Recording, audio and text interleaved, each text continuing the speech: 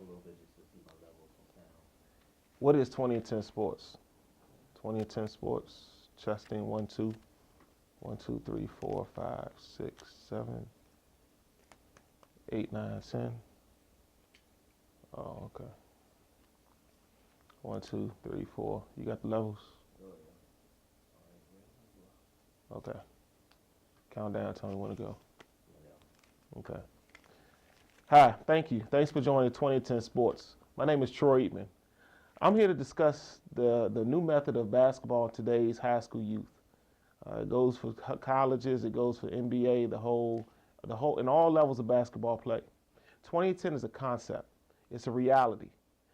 It's an effort. It tells players pretty much that, it's not about scoring anymore. Scoring is a thing of the past. It's a selfish way of playing basketball.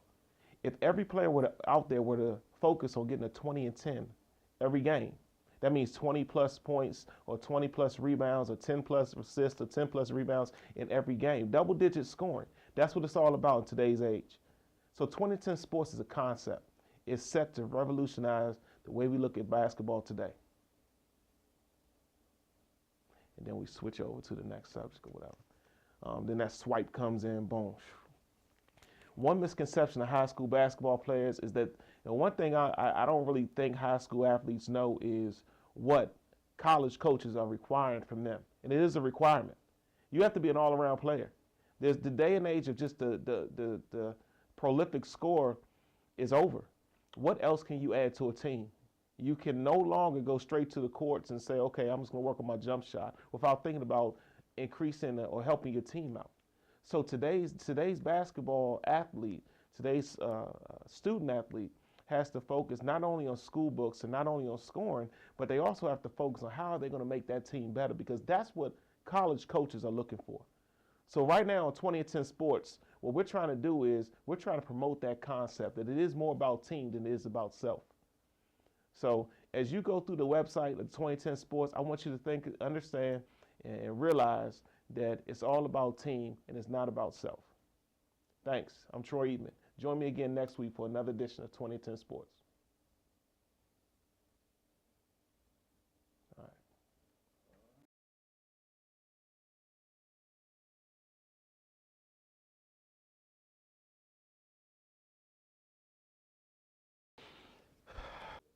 Okay. Okay. Hi, I'm Troy Eatman with another episode of 2010 Sports. Last week on 2010 Sports, we talked about the concept of the 20 and 10, the double-double. And this week, we're here to talk about examples in the NBA of players who have scored double-double digits and how they've helped their teams. The first example is LeBron James. Dynamic player. His second year in the league, he was number 10 in scoring. But it wasn't until he focused on team that the Cleveland Cavaliers decided to take their organization to the next level. And that's one of the things I want to tell a lot of the youth today, that when you focus on yourself or you focus on scoring, now I'm not saying LeBron focused on scoring only. All I'm saying is that when he decided to focus on team, then that's when the Cleveland Cavaliers got better. Another example is what we saw the other night in the New York Knicks. They got blown by 50 points. They almost set a franchise low if it wasn't for a Hail Mary by Nate Robinson at the end of the game. He threw a three-point shot up. I had a talk with my colleagues, and we still don't know why in the hell he threw that three-point shot up.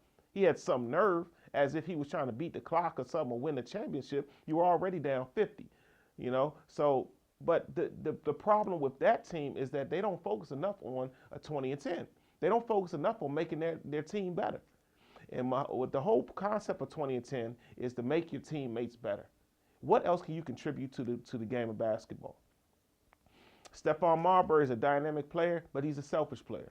He's not a player in which any organization wants on their team. That's just the reality of it. He couldn't play with Kevin Garnett. He's not going to play with anybody else. This is his 10th year in the league, and it's just not going to work. So there's a lot of examples in pro sports. Kevin Durant is doing phenomenal. He had 35 points the other night, 6 rebounds and 4 assists, 3 turnovers. Kevin Durant's going to be a dynamic player. He's rookie of the year, definitely in my vote. He's rookie of the year this year. But next year, mark my words, coming to the stage live and direct, Michael Beasley. Michael Beasley is already shattering records that Kevin Durant set as a rookie last year.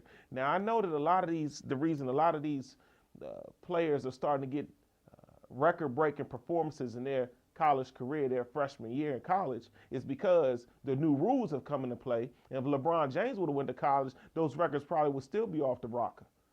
But right now, he's not, and Michael Beasley is going to be the future of the NBA. Mark my words, next year when draft time comes, Michael Beasley will be in the running. So moving on in sports, we have just wanted to talk about the FIBA basketball invitational that happened in Las Vegas. Dynamic showing. It's clear that Europe is definitely producing the best point guards now because of the United States' lack of the United States players' lack of understanding. You know that basketball is not about self; it's more about team. So the European players know that. Canadian players know that. Ask Steve Nash. So what I want to do is I want to go to our live broadcast in the studios right now, Joe Skinner, who has Charles Barkley with him right now, and he's going to ask Charles a little bit more about the status of the NBA and the players. I'm Troy Eben with 20 and 10. I'll be right back. Just join Joe in the studios. He's going to have a lot of information for you. Thanks. All right, let me see what that looks like.